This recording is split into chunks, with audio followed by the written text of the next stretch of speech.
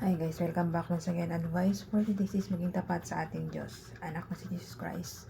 So, minsan kasi maraming mga taong mapagkunwari, kuno, madasalin, paglinggo nagsisimba, pero paglabas, sige yaw-yaw, sige chismis, sige marites sa mga kapitbahay niya, kay si ganyan, kung ano yung paninirang ginagawa sa kapwa-tao niya. Totoo po yan na nangyayaring ganyan.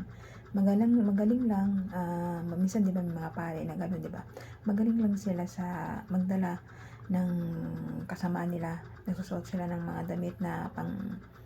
damit na para sa simbahan na suot ng pare.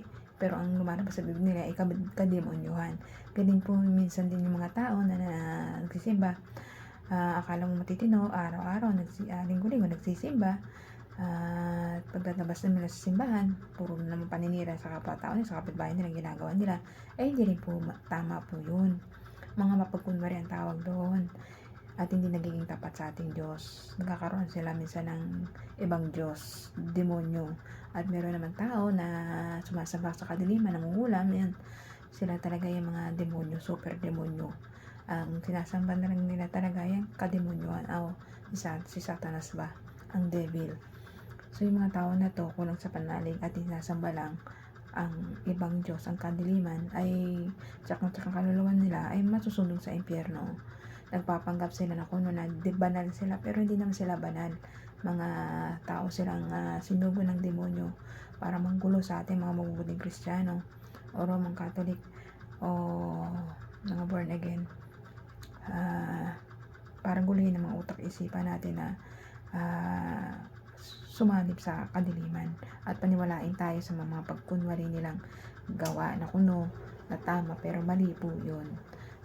Nagsuot lang sila ng ganun, mga damit ng pare para kunwari na totoo sila at nagiging makadiyos sila, pero mali po yun. Yung iba naman nagsisimba, di ba?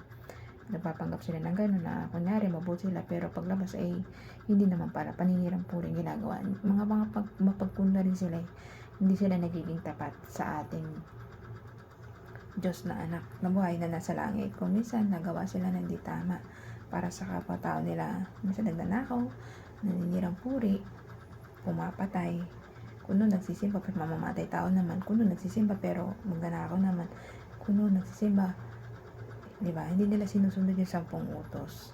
Minsan, di ba, nagsisimba sila mag-asawa tapos may kabit naman pala, di ba? Maraming uri ng tao na umiina dito sa mundo natin, na nadadala sila ng tukso ng demonyo dahil sa puso't isipan nila na pinapasok sila. Yung mga tao na tukulang sa pananalig sa ating Diyos, anak ng buhay, sila talaga yung natutukso ng demonyo. Pero kapag ikaw ay isang tao, mabuting tao, pinapatatag mo yung pananalig mo sa ating Diyos, anak ng buhay na si Jesus Christ, tsak na tsak maliligtas ang kaluluwa natin, tsak na tsak pupunta tayo lahat sa paraiso, nakasama ating Diyos Ama, Diyos Anak, at Diyos Espiritu Santo. Kaya ikaw, habang maga pa, magdasal po tayo, patatagin po natin pananalig natin sa ating Diyos Anak na buhay na si Jesus Christ, at tsak na tsak ang kaligtasan ng kaluluwa mo. Kaya hanggang dito na lang po aking advice. Ingat po tayong lahat, and God bless.